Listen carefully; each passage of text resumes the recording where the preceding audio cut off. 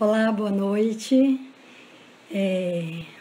Estou entrando um pouquinho antes, né, para poder conversar um pouco mais com vocês. Estou muito feliz de estar aqui hoje, né, mais uma vez. Essa é a terceira parte da live, né, transferência, a partir do par amante e amado. E como na primeira live eu procurei dar uma ênfase maior à transferência do início da análise, né? E trabalhamos muito com o seminário 8, e foi assim bastante enriquecedor para mim, as questões que vocês mandaram. Boa noite, Antônia. A segunda live, eu também partindo do par amado e amante, e dei uma ênfase na báscula, né? Na metáfora do amor. Esta, como o título está dizendo, eu gostaria de dar uma ênfase ao final de análise, né? Exatamente o que acontece com o par amado e amante no final de análise. É uma questão. Que bom que vocês estão entrando, eu só estou contextualizando, tá? Vamos deixar, eu tinha combinado com a Antônia, e essa oportunidade de estar aqui falando com vocês é muito rica, né?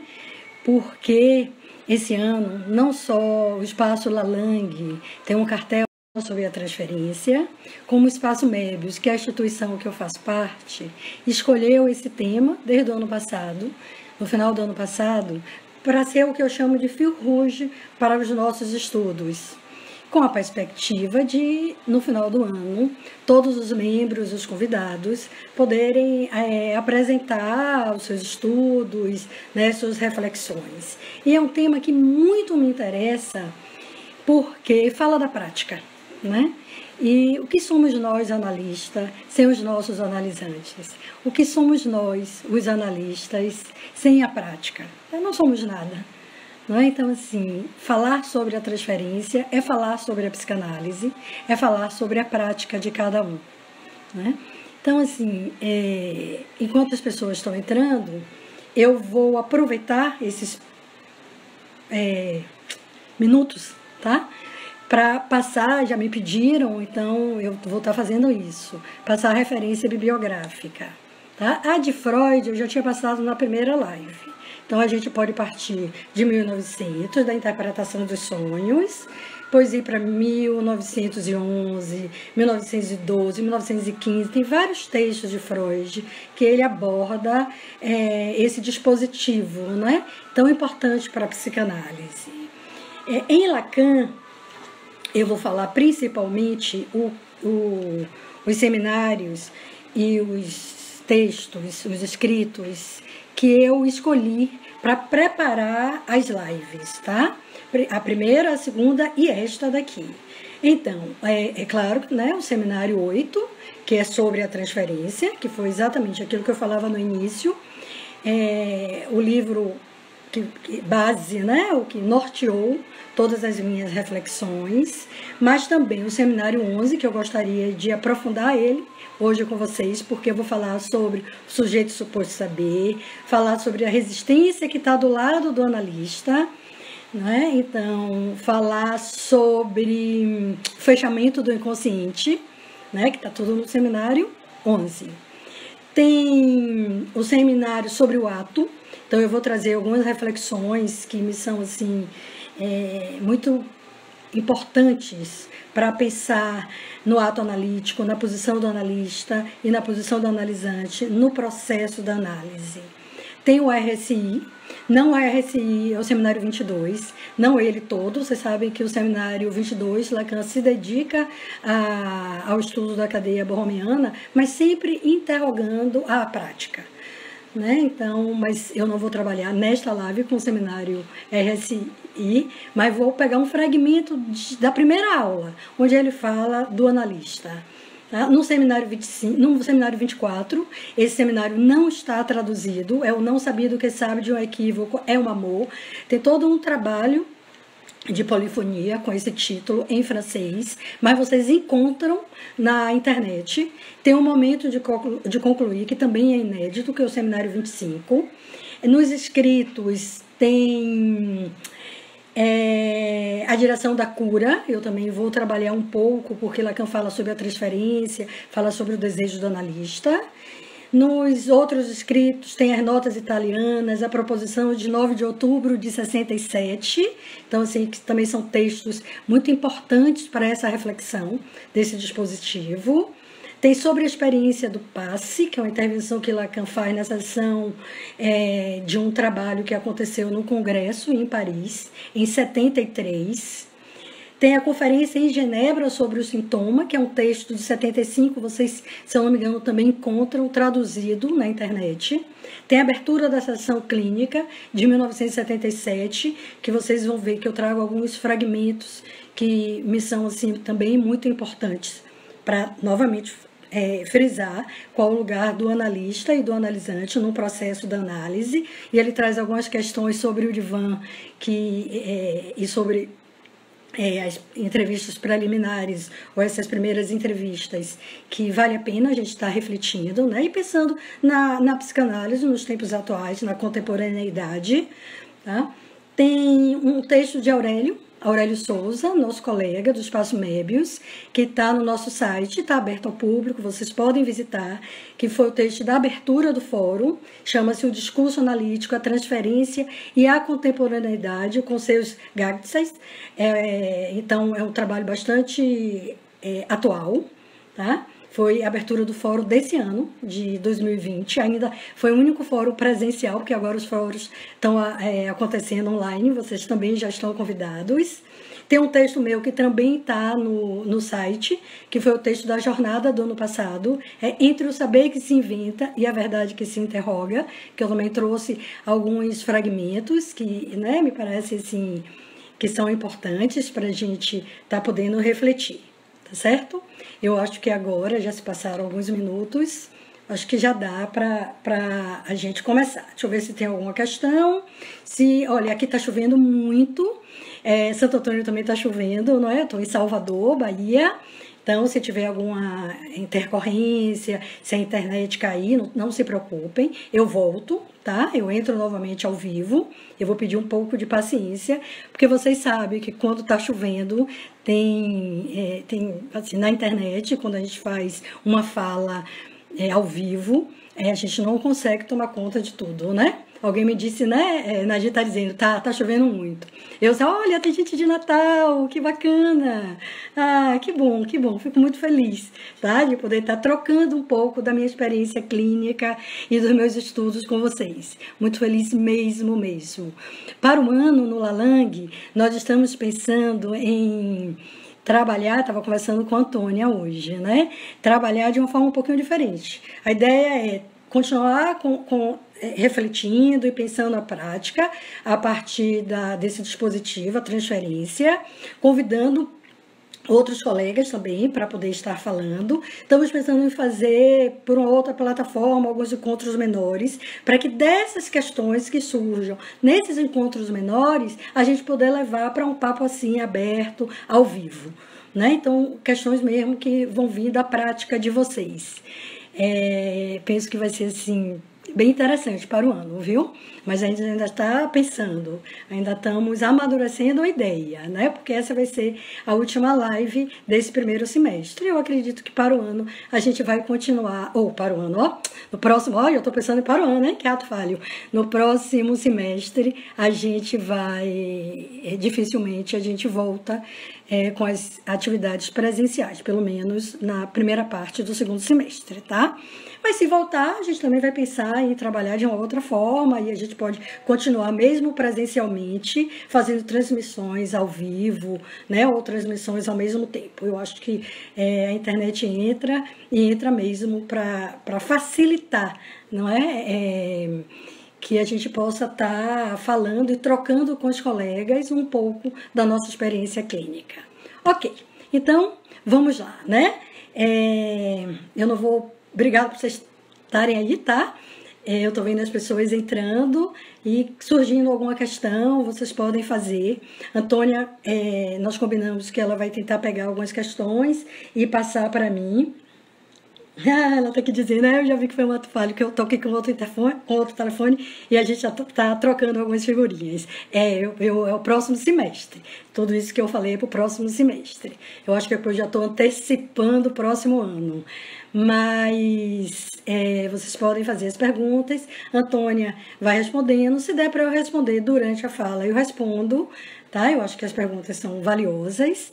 E se não der, eu vou ver se eu consigo deixar uns 10, 15 minutos para poder estar contemplando as perguntas que vocês forem fazendo, tá?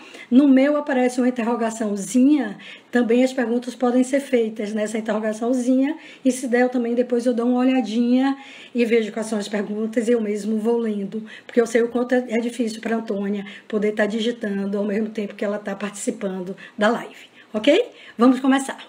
Ok, Lori, Socorro, Marcela, Maria. Olá, vamos iniciar, tá bem? Aqui foi só para contextualizar a live, já passei as referências bibliográficas, se vocês quiserem depois eu posso disponibilizar para a Lalang, tá? E aí vocês entram em contato com a Lalang e pega, porque aí já facilita, né? Quem está interessado no tema da transferência, eu creio que já facilita bastante.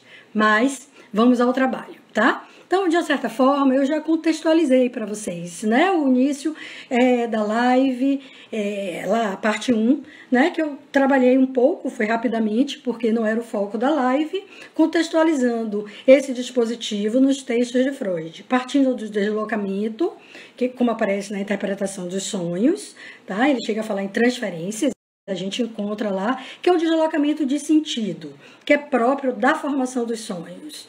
E nos outros textos, ele trabalha a transferência como uma repetição, depois como uma sugestão, e depois com a resistência, que está do lado do analisante.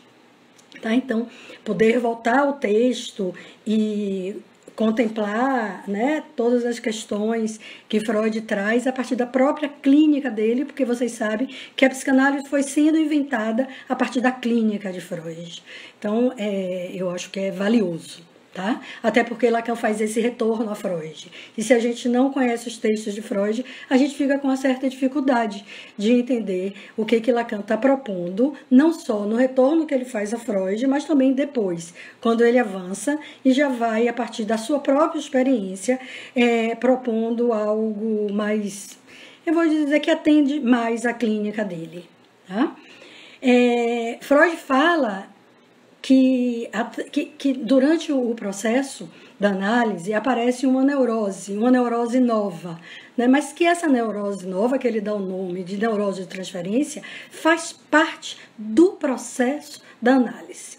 Tá? Então, nesse texto, recordar, repetir, elaborar, vocês vão encontrar toda a reflexão que Freud faz sobre essa neurose, tá? Tem uma recomendação que Freud faz nas conferências, que ele diz o seguinte, ele está falando para os jovens analistas, né? Que eles só interpretem depois que a transferência estiver estabelecida, pois essa neurose é o testemunho do inconsciente, da sua atualização. Eu acho interessante porque Lacan retoma, tá? essa orientação que Freud faz aos jovens analistas. E eu assinalei até a palavra interpretem. Vocês sabem que no início Freud sugeria, né? Ele vem de uma herança médica, onde ele parte da hipnose, ok? Só que ele vai se distanciando. Ok, então a gente vai vendo todo esse avanço de Freud. Só que Freud, ele realmente sugere que a interpretação ficasse a cargo dos analistas. Lacan discorda disso, isso é muito importante, tá? E ele vai colocar que não é o analista que interpreta. O analista intervém, tá? E o que o analista espera? Que essa intervenção tenha um efeito de interpretação para o analisante. E eu vou desenvolver essa ideia, né, mais adiante. Quero fazer alguma pausa, né? Então eu vou desenvolver essa ideia mais adiante, porque me parece muito importante, né, na direção do tratamento, na direção da cura, né, fazer essa mudança, né, de posição, que eu entendo que seja isso, não é? Mas eu não vou me adiantar não, tá? Porque tem muita coisa para falar sobre isso mais adiante, tá certo? Muito bem. Em novas recomendações, Freud faz mais algumas observações e aí ele já chama a atenção para o amor de transferência. E ele vai dizer que é um amor tumultuado, onde se vê a resistência em ato. Tá? Então, daí, do amor de transferência, desse amor que é tumultuado, onde se vê a resistência em ato, é que a gente vai para Lacan. Tá? Então, quando eu retomei o texto de Lacan, né, ou melhor, o dispositivo em Lacan, eu parti dos textos de antes de 1950, lembram? Onde a transferência aparecia como um fenômeno dependente da imago. Então, a gente está mais na transferência, no campo, na dimensão do imaginário. Mas depois, a partir de 1950, Lacan vai trabalhando a transferência e aproximando esse dispositivo do conceito da repetição. Tem o texto do discurso de Roma, onde a transferência ela vai aparecer na sua dimensão simbólica. Então, esse é um momento importante, né, na teoria e no ensino de Lacan. E Lacan vai estar sempre se interrogando sobre a prática e sobre como opera, né, o inconsciente, e penso que é a prática que vai levando ele a, fazendo esse retorno a Freud, poder avançar em relação ao simbólico, também no que diz respeito à transferência, retirando do campo do imaginário. Isso é muito importante. E outra coisa também importante que Lacan vai dizer no discurso de Roma é que é a condição que faz progredir a análise, tá?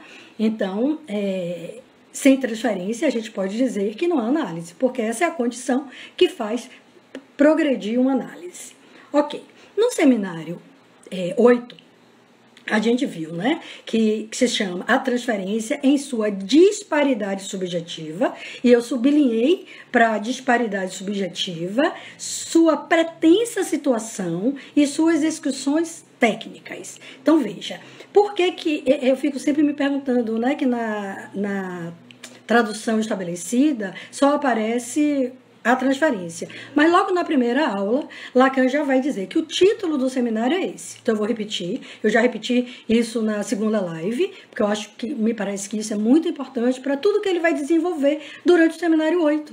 Tá? Que é a transferência em sua disparidade subjetiva, lembra vocês que eu botei o grifo, sua pretensa situação e suas excursões técnicas, tá? Que é sobre exatamente essa disparidade subjetiva, a pretensa situação, você lembra que ele vai estar se interrogando e eu vou poder falar sobre isso, o que acontece no par amado e amante, e suas excursões técnicas.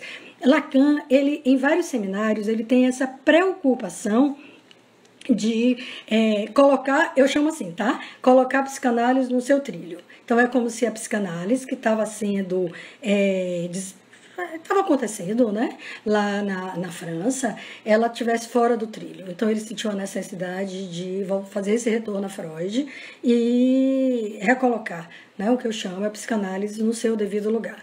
Então, esse retorno, esses primeiros seminários, eles são muito importantes.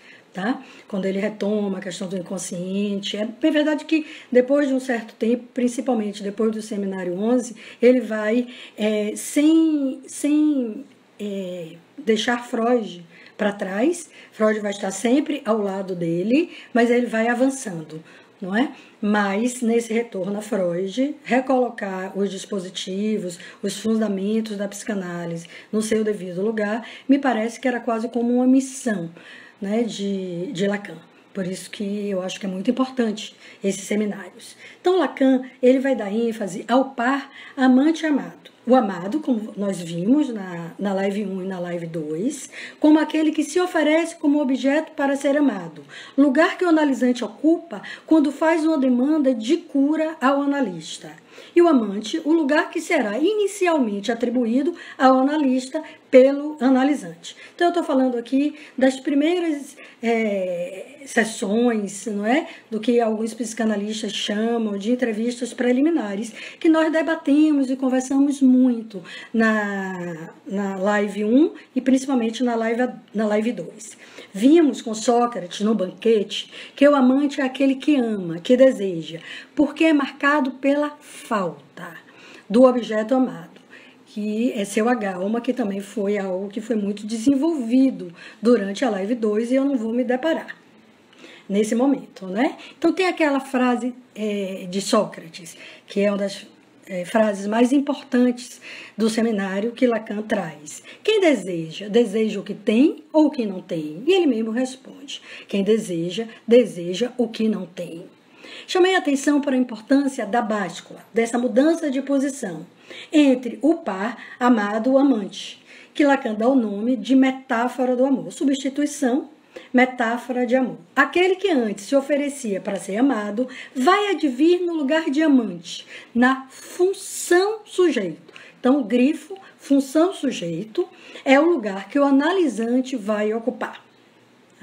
Isso acontece porque o analista não responde à demanda de amor do analisante, não o toma como objeto causa do desejo.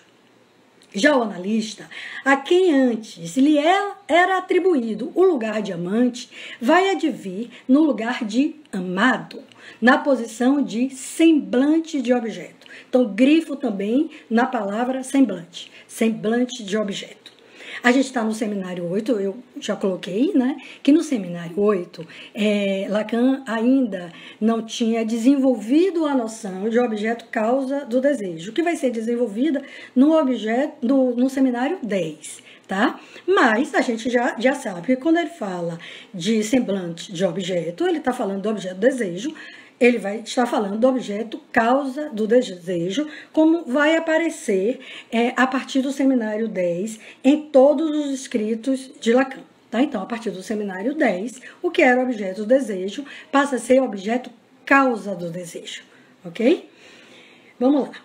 Essa é a metáfora que gera a significação do amor, essa mudança de posição. Tá? Então, o analisante passa a ocupar o lugar de amante e o analista passa a ocupar o lugar de semblante de objeto, o lugar de amado. Veja que em uma análise em intenção, não se trata de uma relação dual entre duas pessoas, dois entes. Nós falamos também muito disso na live 2, como acontece em todas as outras relações. Se isso acontece, não é uma boa condição para análise. Então, a gente tem que estar muito atento para isso. Tá? Trata-se de lugares, trata-se de posições, o analisante na função sujeito e o analista no lugar de semblante de objeto, causa do desejo do seu analisante. Não é uma relação de dois, não é uma relação entre um sujeito e um outro sujeito. Tá? Aí, entre esses dois termos, analisante e analista, que constitui o par amante-amado, não há nenhuma coincidência. E Lacan está sempre voltando a esse ponto, ok? O que falta a um não é o que existe no outro. Então, daí eu falei da importância do título do seminário, né, quando eu sublinhei a disparidade subjetiva. O que existe é exatamente isso, tá? Então, em uma análise, nem sequer existe uma relação entre dois sujeitos. Se existe a relação nessa disparidade subjetiva, é entre o analisante na sua função sujeito e o seu objeto, causa de desejo, o objeto que vai aparecer na escritura de Lacan como objeto pequeno a, que eu vou chamar aqui de objeto causa do desejo. Esse é, ao meu ver, mais um milagre do amor. Por que mais um milagre? O primeiro é a metáfora, né? O primeiro é a substituição. Então, esse é mais um milagre do amor de transferência. Dá o que não se tem àquele que não é. Isso vai aparecer no seminário 8. Aliás, aqui vale ressaltar um breve comentário que Lacan faz sobre a nossa praxe. Depois de comentar, olha que interessante isso, como é atual, que na imaginação da massa, nas telas dos cinemas, o ideal do analista comporta uma pitada de grossura obtusa e de rudeza opaca, que ele traz uma roupagem de prestígio, lembra aqui dos filmes de Woody Allen, tá? Que está aí para todo mundo ver, acrescenta que a psicanálise é a única praxe, um único ofício no qual o encanto é um inconveniente.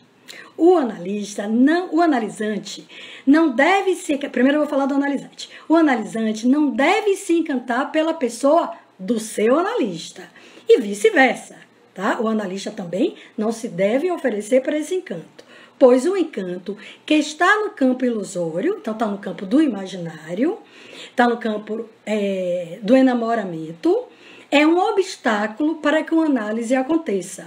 Cai por baixo aí a ideia de que o final da análise se daria com a identificação com o analista. Então, é uma outra crítica que Lacan faz. Ele faz essa crítica até nos últimos seminários, no seminário 24, no seminário 25, quando ele vai falar do analista, quando ele vai falar de final de análise, ele vai dizer que é um equívoco entender que o final de análise é a identificação do seu analisante com o seu analista. Então, veja isso, que ele já traz essa crítica no seminário 8. Nós estamos quando? A gente está, 1962.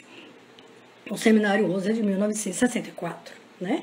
Então, vimos nas lives 2, né, que é a segunda parte da live, que é aquele que ocupa o lugar de amado no processo da análise e que responde do lugar de semblante de objeto, que é o analista, não está ali para o bem do analisante, e sim para que seu analisante ame, se interrogue em relação ao seu próprio desejo. Ao oferecer sua escuta e fazer um convite para que seu analisante fale, o que ele passa pela cabeça, a psicanálise é, sim, uma prática de tagarelice, e Lacan sustenta isso até também os últimos seminários, inaugura para seu analisante um lugar de fala importante. Então, assegurar esse lugar de fala é algo primoroso no processo de análise. Isso faz parte do manejo da transferência. E esse manejo é da responsabilidade do analista. Frise, eu quero que vocês guardem esse termo, né? O que é da responsabilidade do analista? Porque eu vou falar do que é da responsabilidade do analista e do que é da responsabilidade do analisante, tá? Então, eu estou falando que esse manejo da transferência, assegurar um lugar da fala, é sim, é da responsabilidade do analista. Um analista é aquele que, por ter passado pela experiência do inconsciente, uma condição que é necessária, mas não é suficiente, para se suportar na posição de semblante de objeto, que é uma posição que consiste em ocupar um lugar ao mesmo tempo que o deixa vago. Tem uma ambivalência, né? Ele ocupa um lugar ao mesmo tempo que ele deixa vago, para que o desejo do analisante se realize. Sabe que o analista, ele sabe que nada sabe sobre a verdade do analisante. Vocês lembram de Sócrates, da frase, sei que nada sei, e que essa frase possibilitou Lacan a dar a Sócrates o lugar de primeiro analista da humanidade, sei que nada sei. Então o analista sabe, ele sabe que nada sabe da verdade do seu analisante, sobre a dor do analisante, sobre os seus sintomas. Mas é fundamental que ele saiba que, para operar com o inconsciente, ele deve saber o que fazer para ficar fora do alcance das armadilhas das paixões. Olha que forte isso. Um saber que não é transmitido e só se aprende passando pela experiência de uma análise que alcança o seu fim. E aqui, nessa live, eu quero trabalhar com vocês com a ideia de fim, como término, né, interrupção, parada, mas também como finalidade, com objetivo, tá? Então, a gente vai trabalhar com essas duas ideias, tá? Eu estou convidando vocês a trabalharem com essas duas ideias de final de análise, tá? Uma fim, vou me repetir, término, interrupção, tá? E a outra, objetivo, uma finalidade. Então, é esse saber que vai lhe permitir jogar na análise com o desejo de analista. Então, na direção da cura, Lacan vai falar muito do desejo de analista.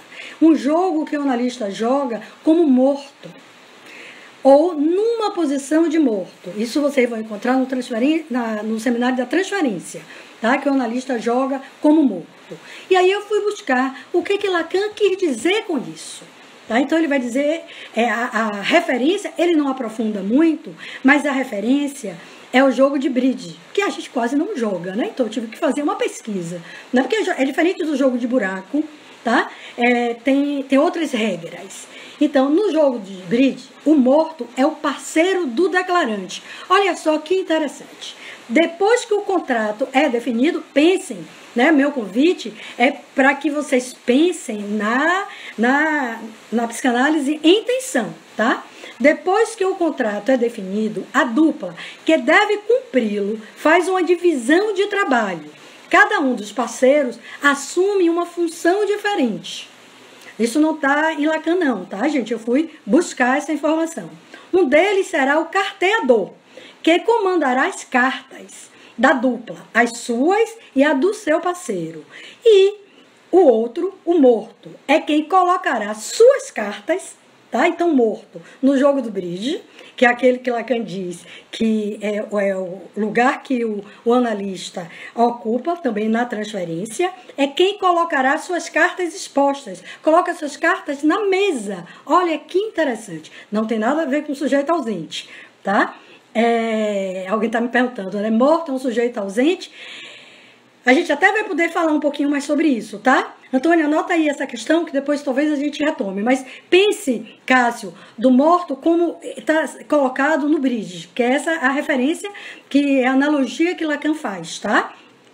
Porque é ele que vai colocar as cartas na mesa, tá? Ele vai expor suas cartas para que o seu parceiro jogue.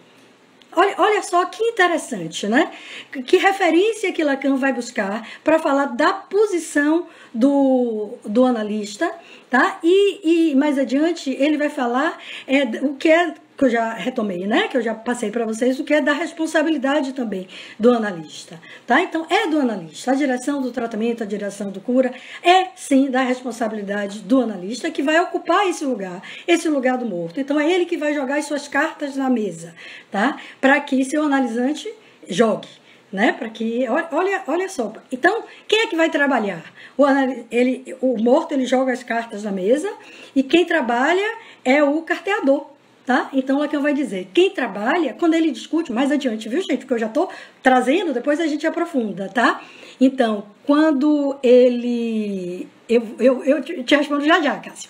Quando ele vai colocar, né, do porquê que ele chama o analisante de analisante e não de analisando, ele vai frisar, ele vai chamar a atenção para que o trabalho está do lado do analisante e eu vou poder retomar isso mais adiante, porque aí eu trago a referência.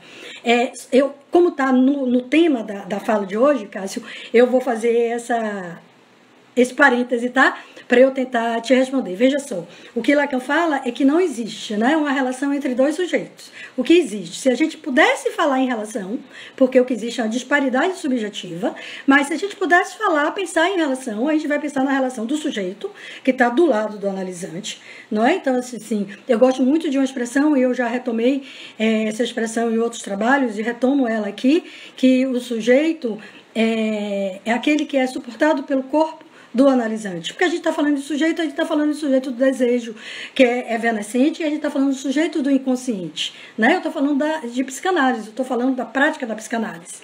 Então, se existe uma relação, existe a relação desse sujeito do inconsciente,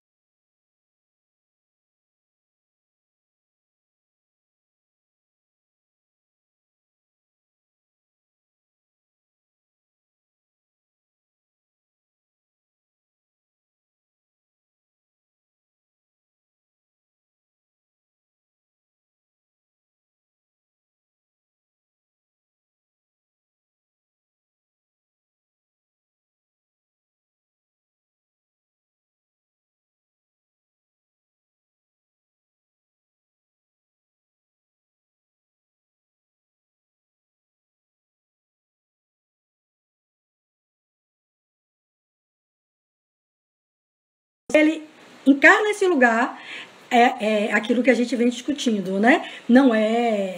Provavelmente vai se estabelecer aí uma má condução nessa direção do tratamento, né? Então, a análise provavelmente, né? Ela é interrompida, tá? Porque senão as consequências para o analisante podem ser muito desastrosas. Quem paga o pato é o analisante. Quando o analista ocupa esse lugar, encarna.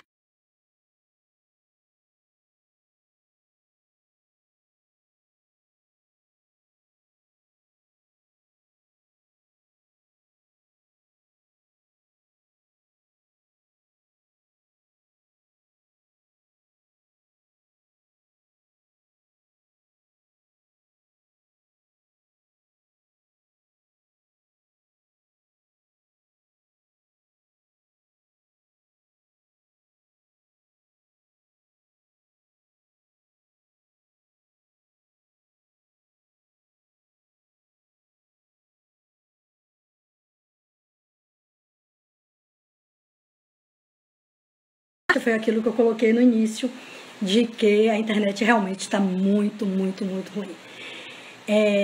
Então, retomando um pouco, eu vou retomar, tá? Algo que eu falava, né, do morto. Tá andando, gente? Tá andando agora? Vou perguntar aqui a Antônia, e agora? Como é que tá? Tá andando? Destravou? Manda aí uma mensagem pra mim. Eu vou continuar, tá certo? Porque eu acho que a chuva parou um pouquinho, tá? Ai, desculpa. Tá andando, né? Então eu vou lá. Então vejam, eu falei do lugar do morto, né? Tomando como essa referência, tá travando ainda, essa referência de Lacan. Mas eu vou continuando, tá? Vamos lá. No entanto, mesmo jogando na posição do morto, não seria mal que o analista dê um certo testemunho de que sabe o que está fazendo. Tá? Se ele faz algo, que diga o que faz, que dê o seu testemunho. Daí a importância das instituições, espaço no qual um analista pode dar testemunho da sua prática. Ótimo, então destravou, melhorou a chuva aqui, eu estou tomando exatamente desse ponto. Tá? No seminário RSI, que é um seminário que eu gosto muito, Lacan, logo na primeira aula, ele chama a atenção para o fato do analista ser ao menos dois. O analista para ter efeito e o analista que esses efeitos teorizam. Tá? Então, isso é muito importante. Não é? Fico sempre pensando, quando paro para ler esse seminário, e é um seminário que eu estou sempre voltando, se o analista, para ter efeitos, não seria o analista na prática da psicanálise em intenção.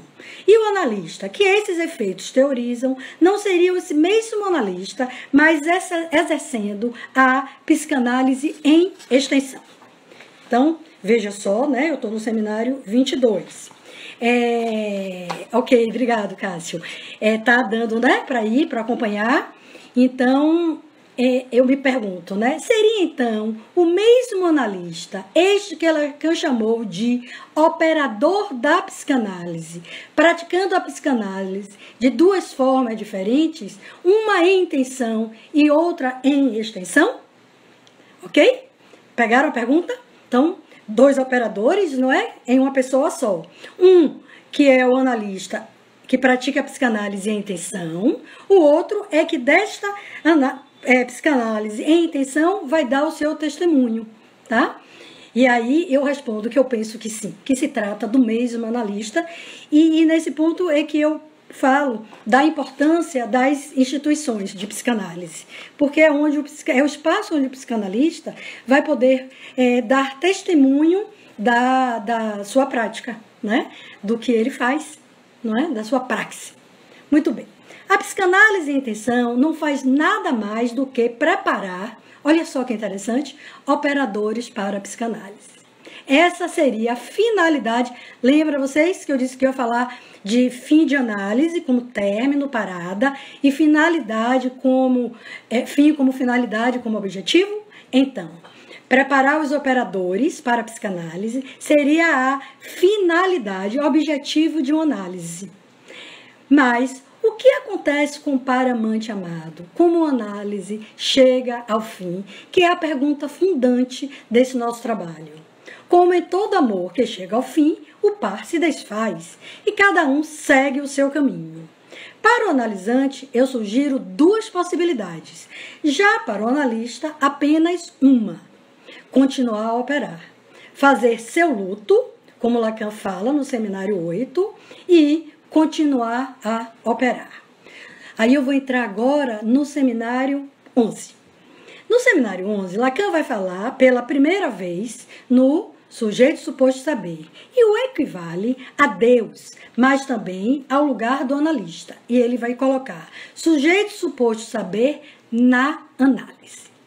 Na aula de 3/6, para quem gosta, né, de ir na letra, eu gosto de ir na letra, por isso que eu trago as referências, tá? Eu gosto de ler Lacan, se eu pudesse, eu lia em francês, né? Alguns seminários eu leio em francês, fazendo cotejamento com os seminários em português, que eu não domino tanto a língua inglesa.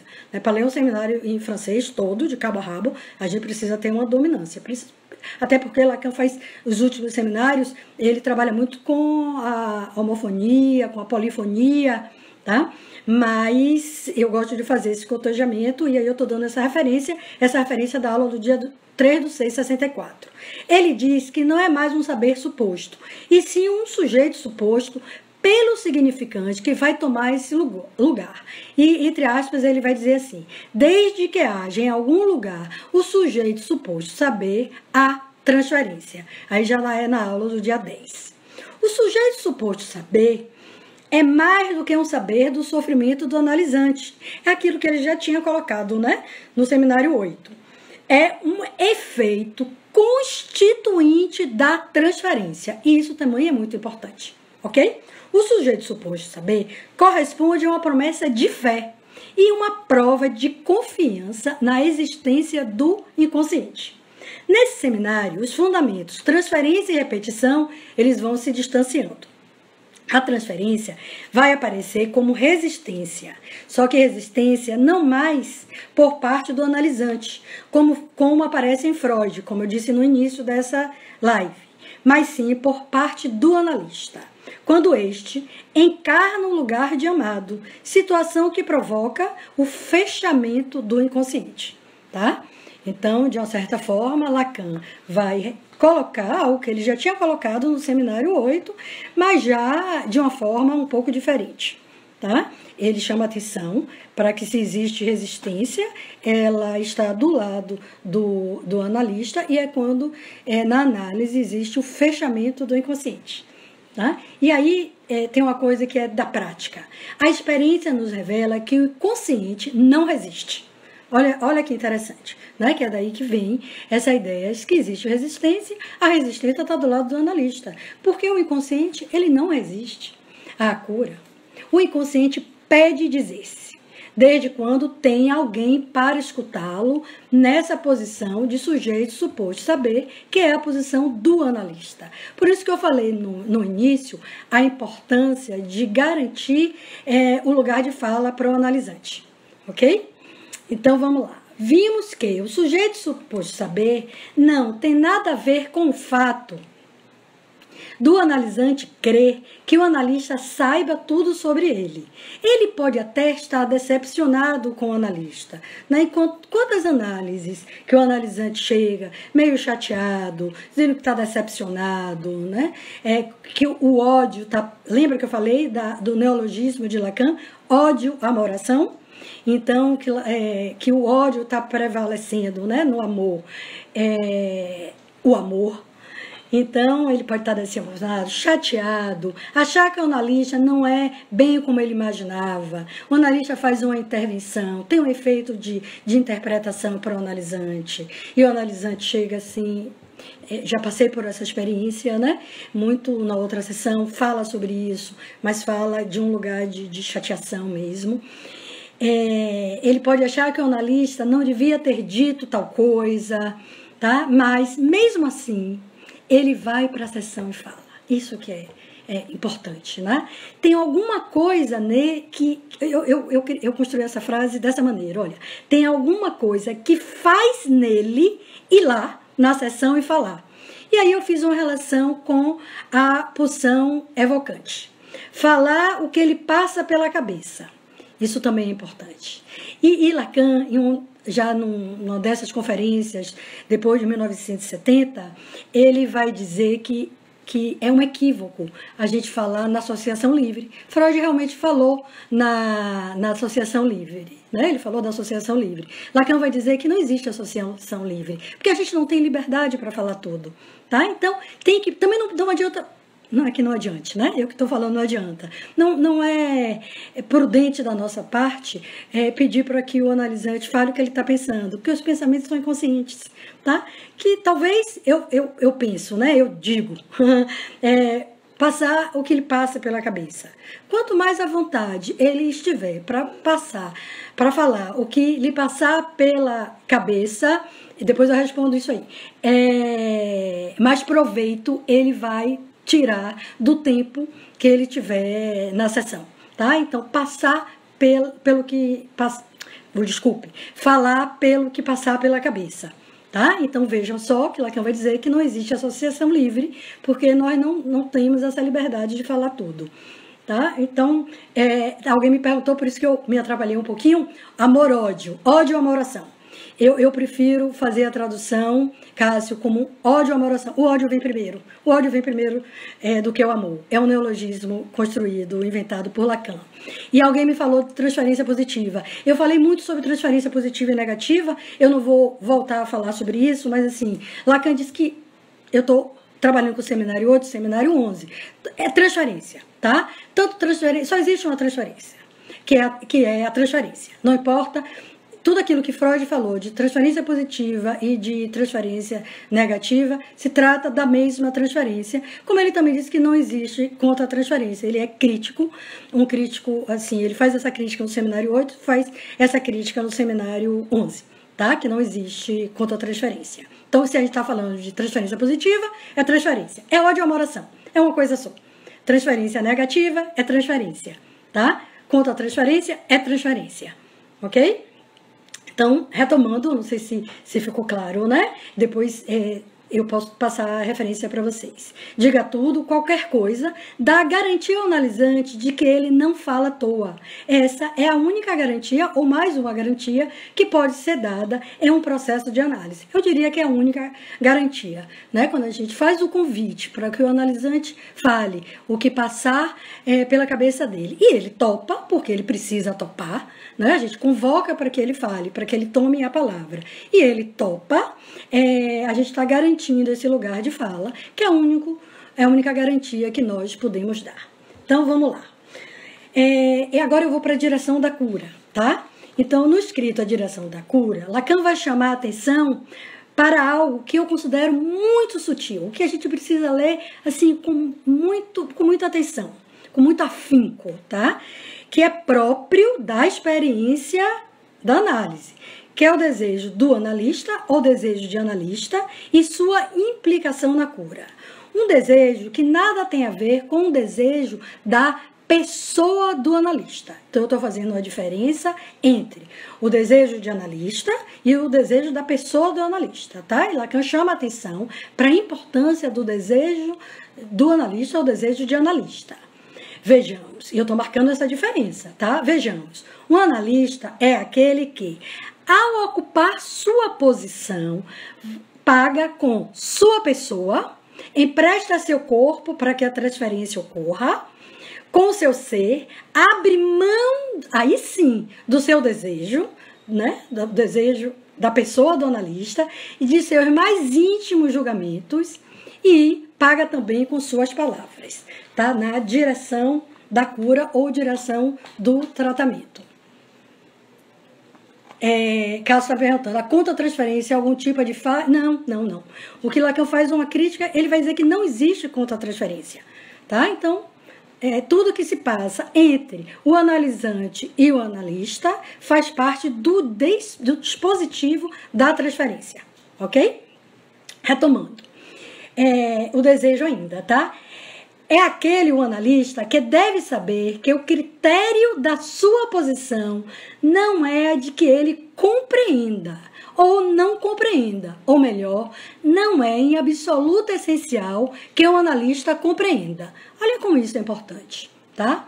Eu digo que, e aqui eu estou tomando como referência duas conferências, depois de 1975, de Lacan, que é preferível que o analista ponha em dúvida aquilo que compreende, e que o que deve buscar alcançar é justamente aquilo que, em princípio, não compreende, posto que a compreensão está no nível do imaginário. E a gente falou da transferência como dispositivo a partir da dimensão do simbólico, não é? Então, olha só o que Lacan vai chamar a atenção e que eu estou frisando aqui, já falando com minhas palavras, né? Que não é bom, não é bom, não é prudente da parte do analista ele buscar compreender. Isso porque o analista é aquele que, no processo de análise, sabe o que é o desejo, mas não sabe o que o sujeito aquilo que eu falei para você, que é sustentado pelo corpo do analisante, que é algo que Aurélio traz, com quem embarcou na aventura analítica, na aposta do inconsciente, deseja, que é algo do seminário 8 que eu estou retomando. Então, se tem algo a mais que é da sua responsabilidade, lembra que eu pedi para que vocês prestassem atenção, para quando eu falasse da responsabilidade do analista, estou falando mais uma. Então, se é algo que é também da responsabilidade do analista, é o desejo de analista. Então, agora eu vou trazer uma citação, né? Porque, por enquanto, foi eu falando. Agora eu vou trazer uma citação que eu acho que é importante, tá? Até porque não tem a minha interpretação, né? Eu vou trazer Lacan mesmo, que é em Genebra. Esse é um texto de hoje, é uma conferência de 1977, que eu citei para vocês logo no início da live, quando eu dei todas as referências que eu trabalhei para fazer a live 1, a live 2 e a live 3. Então, olha o que ele fala. Verdadeiramente, é muito difícil para o analista, considerando-se isso que é seu ofício, não ser aspirado pelo blá, blá, blá. Em algumas transferências está glu, glu, glu, mas é blá, blá, blá. No seminário 24, que é anterior, ele tinha falado que o blá, blá, blá, lembra que eu falei que a psicanálise é uma prática de tagarelice, é o inconsciente do analisante. Então, blá, blá, blá do seu analisante.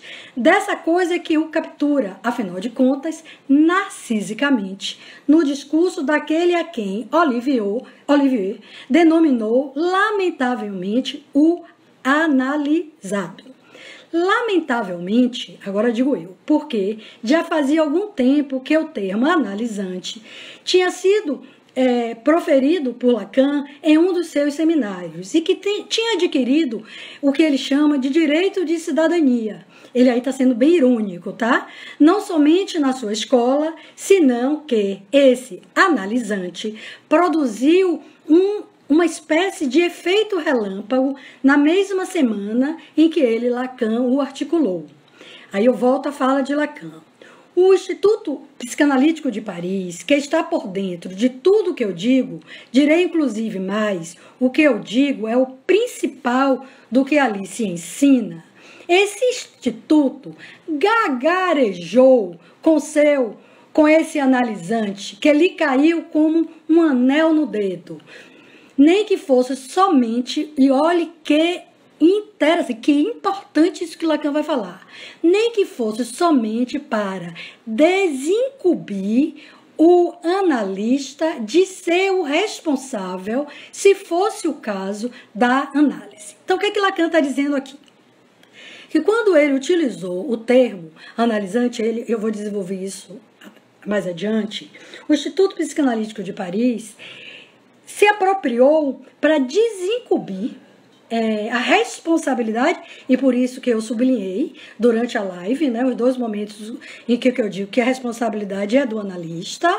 Então, para desincumbir o analista da responsabilidade que ele tem no processo de análise. Retomando, né? Quando nomeou o analisante de analisante, esclarece que não tinha feito mais que parodiar o termo analisante, que é comum na língua inglesa. Aí Lacan vai dizer, certamente não é estritamente equivalente ao francês. Analisante evoca mais aquele que está sendo analisado. E isso não era de modo algum o que eu queria dizer. Então, por isso que Lacan usou o termo analisante e não analisado, nem analisando. O que Lacan chama a atenção é que na análise, quem trabalha é aquele que chega verdadeiramente a dar forma a uma demanda de análise, que é o analisante, que no par amado amante é o analisante. Mas atenção, nos adverte, na condição, isso também é importante, hein, de que o analista não tenha colocado de imediato no divã, caso no qual a coisa já está arruinada. Olha que coisa forte, né? Eu vou repetir o que Lacan diz, advertido mesmo. Quem trabalha é o analisante, mas na condição de que o analista não tenha colocado de imediato no divã, caso no qual a coisa já está arruinada. É indispensável que essa demanda verdadeiramente tenha tomado forma antes que o analista convide o analisante a deitar, ou seja, que tenha ocorrido a metáfora do amor, certo? Aquele jogo de substituição, quando o analisante advém no lugar de amante e não no lugar de amado. Aspas. Quando dizem para começar, e isso não deve acontecer nem na primeira nem na segunda vez, pelo menos se vocês querem se comportar dignamente, a pessoa que fez essa demanda de análise, quando começa o trabalho, é ela que trabalha. Não devem considerá-la de modo nenhum como alguém a quem vocês devem moldar. Pelo contrário, o que faz o analista em um processo de análise? Essa pergunta é tudo que Lacan se interrogou desde que começou. Ele mesmo desabafa. Em vários seminários ele coloca essa questão. Nos últimos textos ele coloca essa questão. O que faz o analista no processo de análise? Muito bem. Falar sobre o que acontece com o par amante e amado ao final de análise me levou a uma outra questão. Como se produz um analista? Sabemos que o analista é o produto de análise que alcança o seu fim. Aqui não é sem intenção que eu uso o termo produção e não formação, pois, acompanhando Lacan desde 1973, quando ele se ocupava em falar sobre a experiência do passe e sua transmissão, ele vai falar que formação, ele só conhece 4, que são as formações do inconsciente. Nas 3 lives, essa e as 2 anteriores, eu convidei vocês a refletirem comigo sobre o lugar do sujeito que demanda uma análise.